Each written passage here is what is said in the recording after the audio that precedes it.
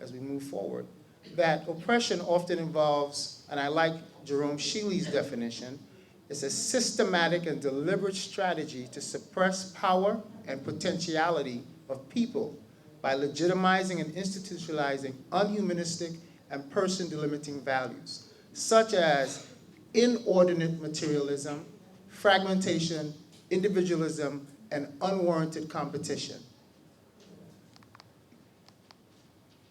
So as we look at cultural oppression on worldview,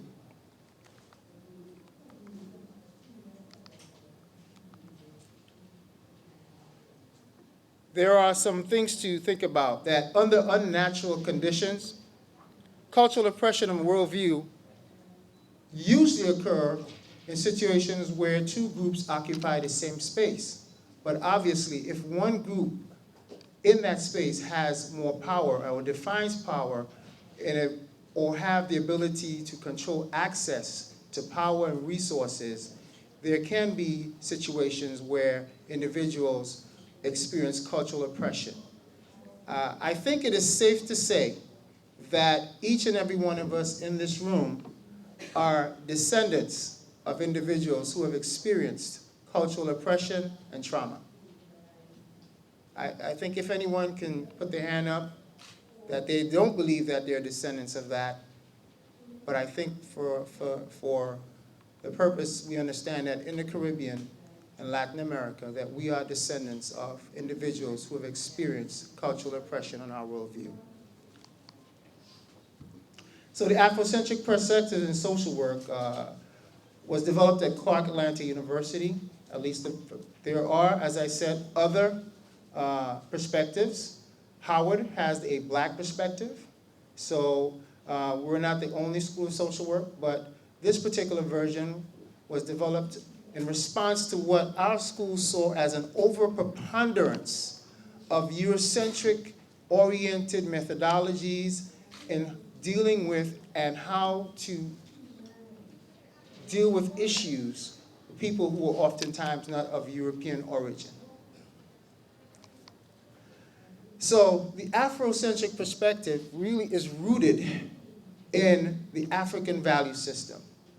Oftentimes, we undervalue or underestimate, we've been culturally conditioned to not acknowledge these things, but we sometimes forget that the ships that brought people from Africa to the North America, Canada, the Caribbean, Latin America, you didn't leave all your values when you got on the ship.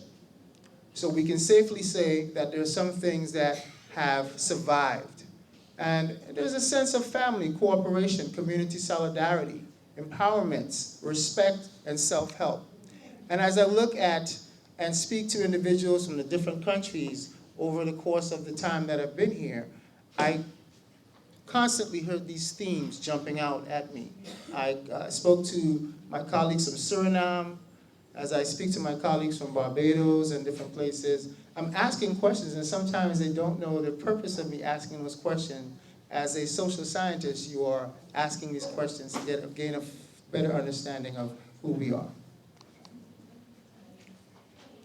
I think we also need to look at briefly some of how those worldviews, what they look like in terms of the European and African worldviews.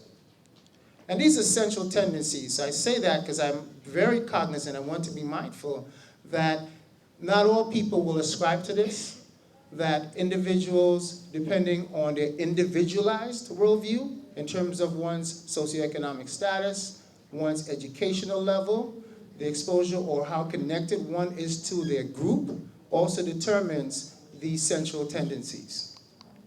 But it is safe to say, when we look at, I reference you to a book by John Mbeki, who speaks a lot about African spirituality and African culture. He says that throughout Africa, while Africa is a diverse continent, there are some central tendencies that one can find across the spectrum of the continent of Africa. And these were some of the central tendencies that Mbeki spoke about. That the highest value of life lies in the interpersonal relationships between humans, as you can see. That oftentimes, Africans seek to gain knowledge through experiential and practical involvement in the process, that one should live in harmony with their nature. I want to stop there for a moment because when I came to Curacao last Saturday, I went to Punda and I saw that the individuals in Punda, there was dancing on the street and people were festive. And I saw that all these were things that you would find wherever you went, where there were individuals, not only of African descent, but other individuals that of color and come from cultures where there's that extended family concept. I found that to be true here as well in Curacao. That oneself is complementary to others, that change occurs in a natural evolutionary cycle, and cooperation, collective responsibility, and interdependence are key values to which all should strive and achieve. And I think those were some of the survival patterns used by people of African descent wherever they found themselves, whether it was in the Caribbean, North America, Canada, or Latin America. It is also important for us to understand some of the central tendencies in terms of the European worldview. And a lot of this comes out of the Renaissance period, Enlightenment period. We can even go back further to that in terms of Aristotle and some of his works and how that has influenced some of the thought patterns that came out of Europe. And where the highest value of life lies in the object or in the acquisition of objects, one gains knowledge through counting and measuring, quantifying and qualifying. One should control and dominate culture, and that oftentimes there's a dichotomy or division or separateness, and the survival of the fittest hold the utmost importance. We cannot disagree that those are some serious worldviews that are held by people of European descent. We also see that if we look at the issues that are taking place in Europe, many of the grassroots Europeans are rebelling against these worldviews. They have seen that many of these things have caused them more strife, right? And we see a literal outpouring in different parts of Europe against austerity measures, against things where people thought that I would work really hard, and then when I retire, everything would be there for me. Those things sometimes have proven not to be so. It has caused, in a sense, somewhat of a spiritual alienation among people because we spend so much time in inordinate trying to collect materialism, unwarranted competition, that oftentimes it isolates us from dealing with each other in a natural way. So I argue that if we are to consider any forms of decolonization in terms of our curriculum in the Caribbean, we have to ask ourselves, which worldview is more congruent with our lifestyle? As a social worker, I know, for instance, in our code of ethics, sometimes it talks about individuals accepting gifts or so forth and providing services. I contend that we need to examine even that. We live in a region where there is that interconnection, and people often want to see that authenticity in that individual. And necessarily, depending if the gift is not causing any unwarranted harm to that individual, I don't think that that is an ethical violation. We need to address some of these things, and it has to be practical, I think, to what applies to us here in the Caribbean. And I say us because I'm a son of the soil. I spent my formative years in Trinidad and Tobago, and I now reside in Atlanta, but I've had an opportunity since being in the United States to really understand myself in a wider and broader way than I did when I lived in Trinidad. So we'll look at the genesis of the Afrocentric perspective, that it is found in the social reality of the Black experience in North America and the diaspora, which is fractured, is nonetheless to be neglected.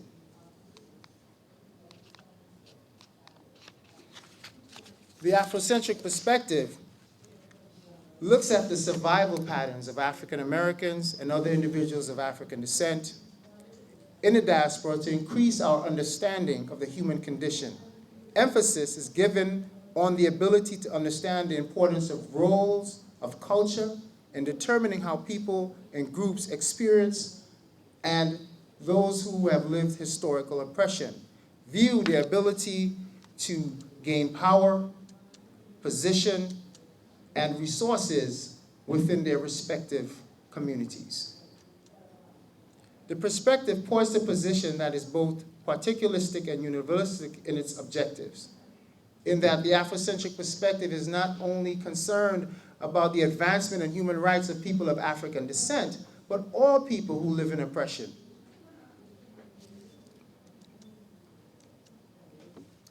The Afrocentric perspective is grounded in the humanistic values and transcends the conventional pathological points of views that people of African descent in the Americas, poor or oppressed groups due to race, ethnicity, gender, or sexual orientation experience social dysfunction primarily due to internal deficits and character disorders.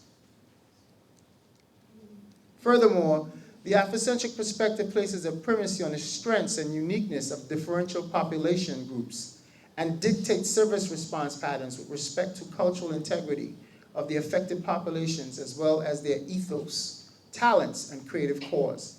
Thus, the Afrocentric perspective defines and portrays some of those differences and implications for social work practice, social work education, human behavior research, and policy.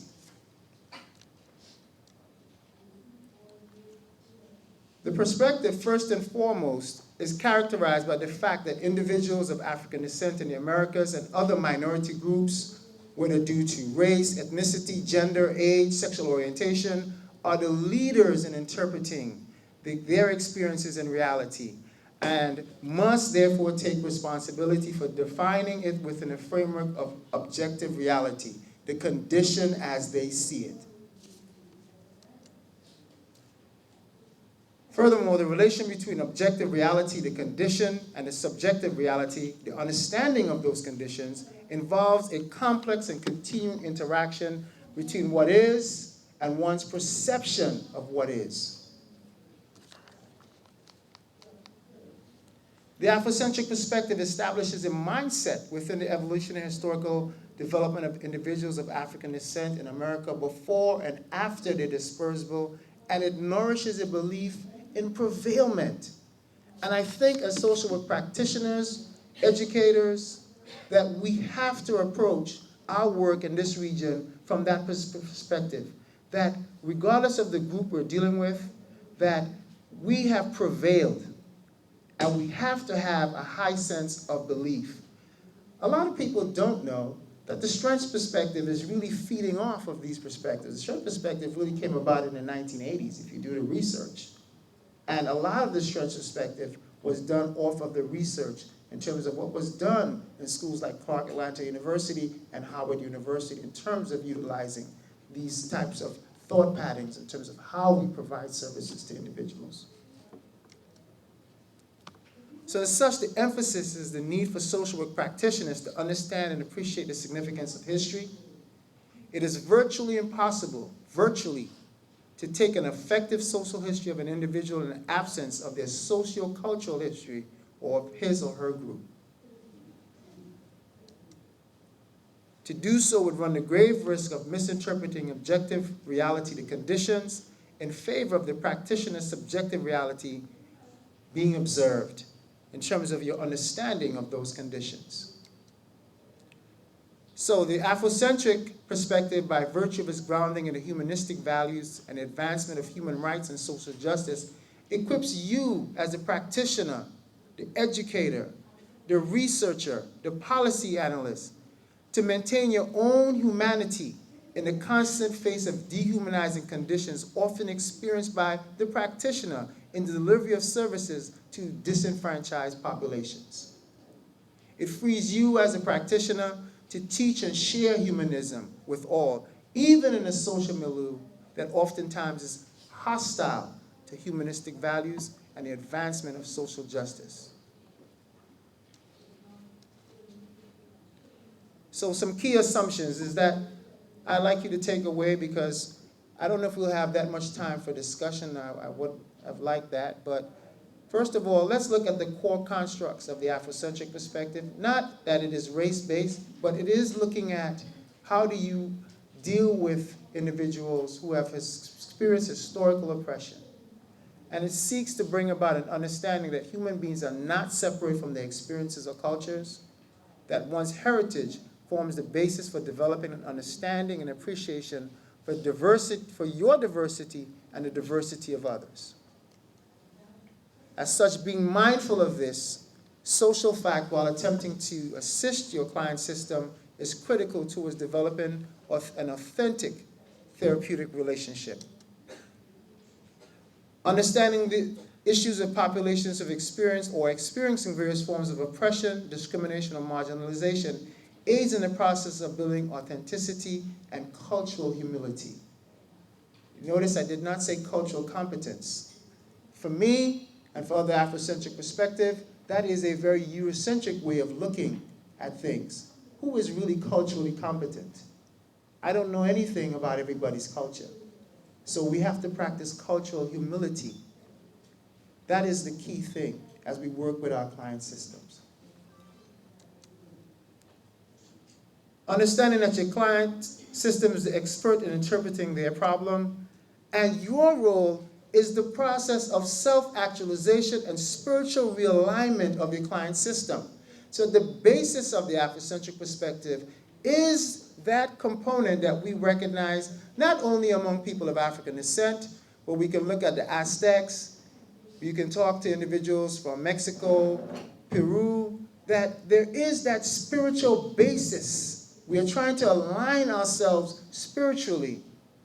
All too often, we get so taken up in technology that we have lost even the ability to interact.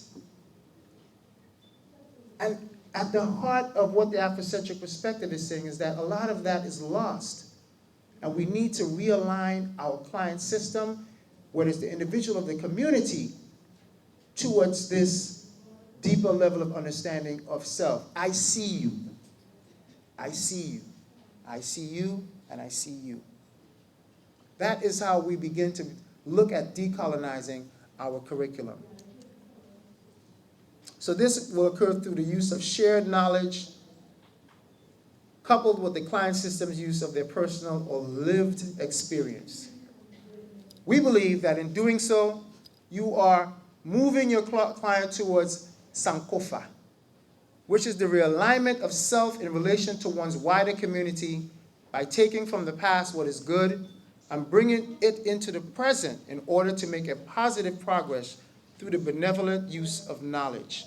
Sankofa, as you can see, is an Akan symbol in Ghana, West Africa. We have many individuals here who have Akan descent sitting here. I go to Ghana all the time, and Dr. Bolden is there as well.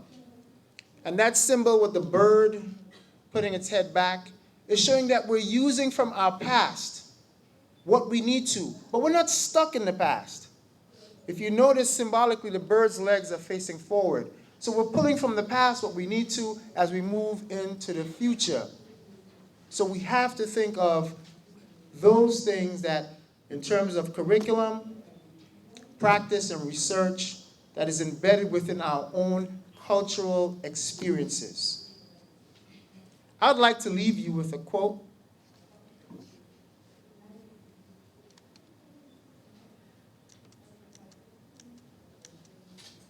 And this is by Dr. John Henry Clark. He says, history is a clock that people use to tell their political and cultural time of day. It is also a compass that people use to find themselves on a map of human geography. History tells the people where they have been and what they have been, where they are and what they are. Most important, history tells the people where they still must go and what they must be. The relationship of history to people is the same as the relationship as a mother to its child.